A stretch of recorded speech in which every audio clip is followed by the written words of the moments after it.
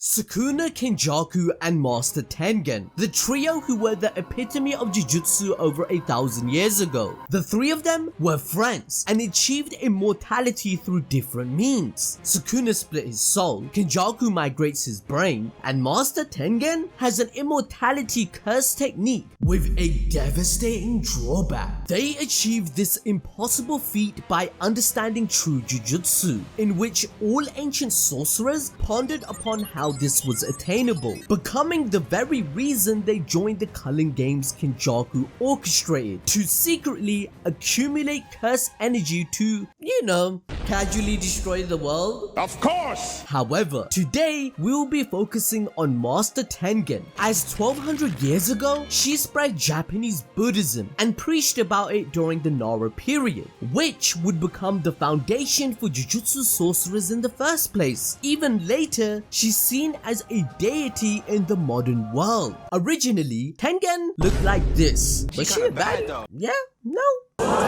But nowadays, she's not even a person now, rather a deformed thumb. Now the immediate question to ask is, what happened, ABD? How did Master Tengen change the course of history in Jujutsu Kaisen? Well, we are introduced to her during 2006, when in Jujutsu Kaisen Season 2, Gojo and Geto were assigned a mission directly from Tengen during their school years. But in regards to the devastating drawback I mentioned earlier, Tengen requires a sacrifice known as a star plasma vessel every 500 years. It's always a young female that has compatibility with her, as they possess the required potential to refresh her immortality by merging with her. Some vessels have more potential than others, and Yuki revealed she can communicate with other star plasma vessels even if that person has already merged with Tengen. She is connected by fate to the Six Eyes. Therefore, Gojo was destined to escort Riko Amanai. But things they went terribly wrong. We learned in chapter 202 that Yuki, a special grade sorcerer, was initially the required sacrifice, but she chose to not abide by the rules, as her ideological belief lies within the idea of getting rid of curse energy altogether, not propagating it and continuing the cycle of pain in the world. Yuki disagrees with Tengen's methods of retaining immortality and resents her for constantly sacrificing young women. She even claimed she would have sided with the Time Vessel Association if their goal was to seize Riko Amanai instead of killing her. However, after failing to merge with Riko Amanai, Tengen's aging accelerated and her self-awareness diminished, causing Tengen to become one with the world. They evolved for the past 11 years, as in the current timeline it's 2018, and now it is possible for someone other than a star plasma vessel to merge with Tengen. This is because she has become an evolved soul, capable of merging with a human and making them something beyond a Jujutsu sorcerer. This evolution has caused Tengen to become more cursed spirit than human, making her a prime target for Kenjaku's plan to destroy the entire world. Now your next question probably is, ABD, why can Kenjaku destroy the entire world just because of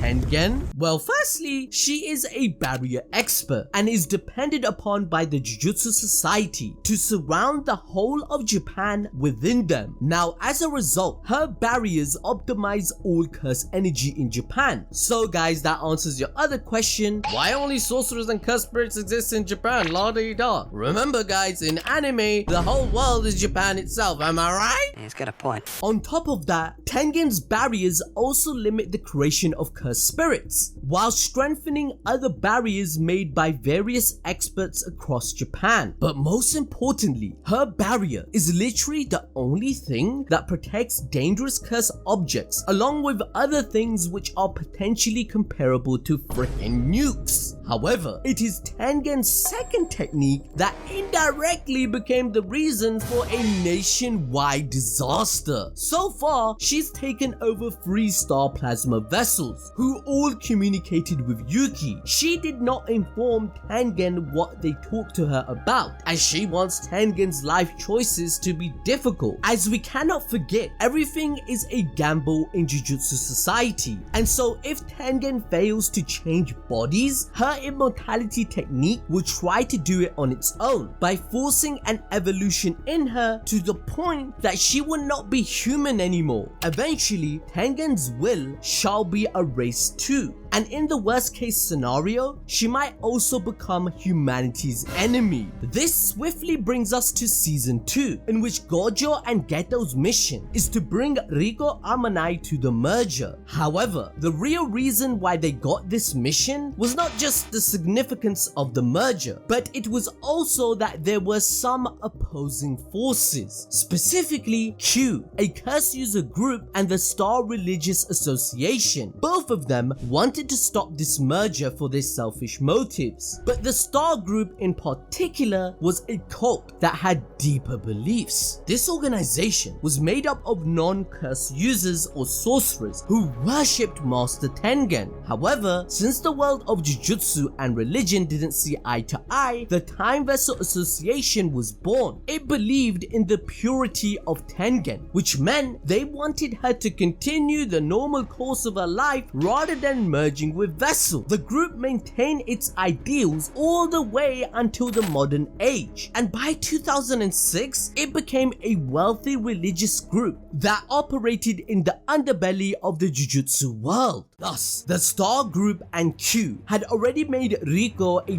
target for assassination attempts, which is why Gojo and Geto fought tooth and nail to keep her safe until the end. However, the strongest duo of the Jujutsu world failed this mission because of one man, Toji Fushiguro. He was hired by the Star Group and orchestrated an elaborate plan to not just kill Riko, but also take out Satoru freaking Gojo. Well, whilst fate did serve him an Uno reverse, cause he couldn't kill Gojo and died himself, he did manage to ruin the assimilation of Riko and Tengen. But people like Yuki were convinced that a replacement star plasma vessel was found and Tengen had become stable again. However, that was not the case. The worst case scenario did indeed come into existence. The only reason Tengen maintained her sanity and physical form is because of her barrier techniques. She could now merge with anyone, even the whole of humanity on the planet. The repercussions of a normal human merging with her are horrifying. There is a high chance that Tengen will go berserk and cause large-scale destruction. If a merger does take place in such a situation, then the human who assimilates with Tengen will transform into something greater than a sorcerer, an evolved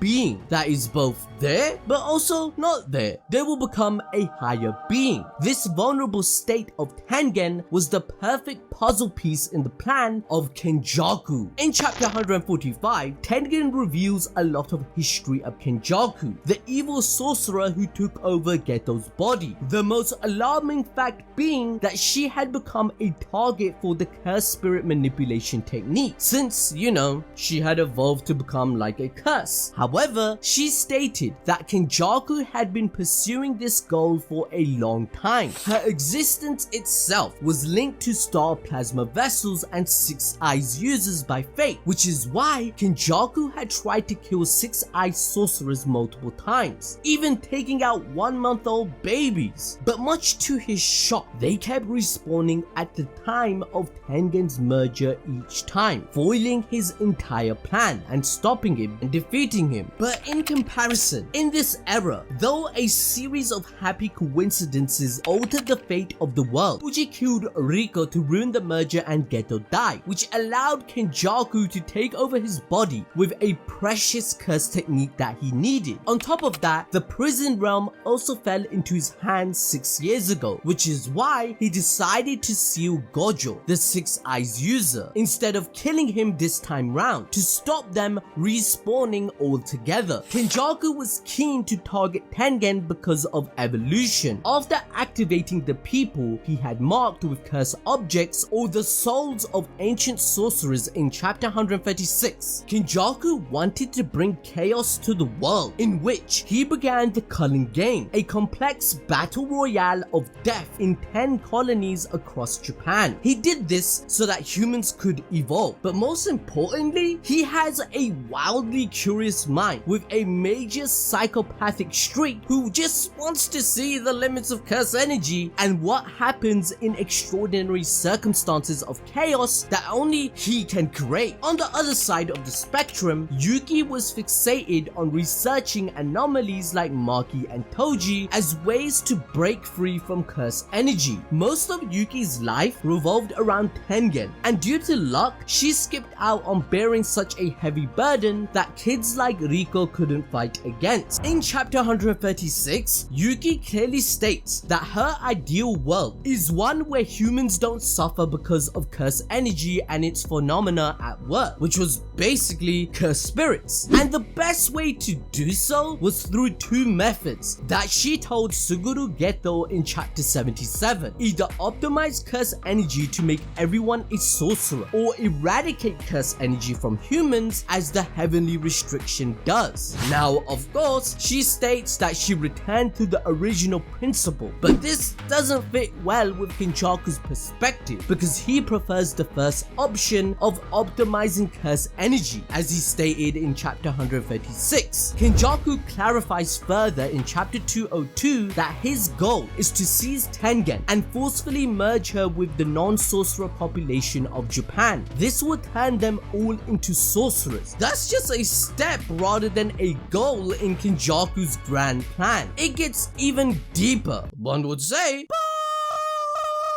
Deep. He said it! He said it! Kenjaku wants to know if there's a new form of curse energy that can be born and created out of his plan, and what shape would it be like, much like an artist painting on a canvas and not knowing how it would turn out in the end. So, of course, Tengen was her pants, which is why when Yuji and the gang came up to question her in chapter 145, she asked for the protection of two people. Hence, Yuki and Choso stayed back at Tokyo Jujutsu High. Now, as expected, Kenjaku pulled up, and even though Choso and Yuki fought tooth and nail to fight him, contributing to some good old fan service. Yeah, I'm shirtless Choso. Why isn't shirtless Gojo happened yet? I'm just saying. They lost. They lost completely. Yuki died, and Tengen also came under Kenjaku's control thanks to Geto's technique, where he has taken over his body. Even though Choso managed to retrieve the back of the prison realm, it was a minuscule victory that came at a very high cost. What's more is we come to know that not only were Kenjaku and Tengen friends in the Heian era, when he met Tengen again, he laughed at her imitation of Sukuna's enlightened look as a scoff at her flawed beliefs that were meant to spread good. But over the 1,000 years, it has only amounted to pure chaos even till this day. But that's not all, as Tengen has another terrible secret she has been hiding. No way! Ladies and gentlemen, Tengen could have stopped the Culling game at any point in time, even before it began. Bruh, I'm serious. The incident that caused the death of many people and even invited foreign powers to create destruction could have been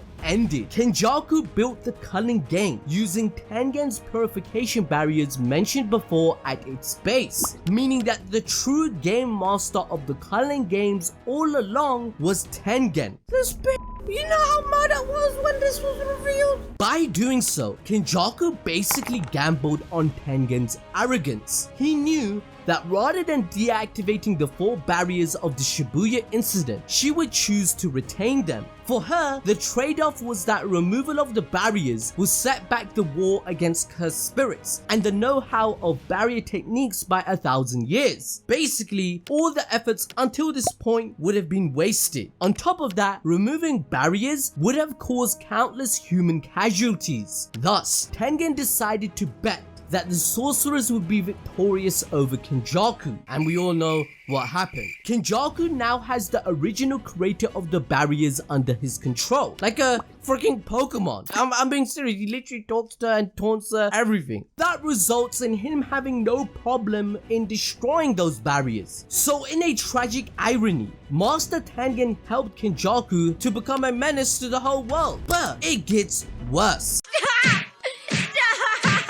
She was also storing Sukuna's 1,000-year-old body as some relic. In chapter 220, Kenjaku unveils Sukuna's corpse. This is done via Soken Shibutsu, a real-life Buddhist type of mummy stored inside Tengen's barriers. However, in chapter 222, we have another huge revelation. It was not actually Sukuna himself who turned his body into a mummy. Sukuna states that it was Tengen in the Heian era who did this and calls it an irony. Now remember guys, it is stated explicitly that the sorcerers of that era never defeated Sukuna, meaning he instead died of natural causes. Tengen preserved his body and made sure it also survived 1,000 years, which was why the body was inside her barriers this entire time, and Kenjaku asked her if removing it would have any impact on them. Since she was from 1200 years ago, predating even Sukuna himself, it allowed her to be more than knowledgeable about this process. However, Sukuna's immortality is something that the Heian era sorcerers couldn't replicate. It's obvious that with the star plasma vessel limitation on Tengen, she couldn't do what Sukuna did either. She didn't understand what Kenjaku had taught him. Moreover, unlike Sukuna, she couldn't choose her own vessel, which means that she preserved this body to study him, but ultimately only achieved an imitation stated in chapter 208. Jujutsu Kaisen has always placed an importance on choices, as Jujutsu itself is a gamble, and every choice you make has severe consequences, which is more than evident in Tengen. Her choices to continue living through star plasma vessels and endangering the world itself by not stopping the Culling game snowballed into her own demise, as well as the collapse of Jujutsu society. Now that's where her story ends, but to enjoy more peak fiction, why not learn about the man that made this all possible? Toji Fushigoro's entire life is on your screen right now.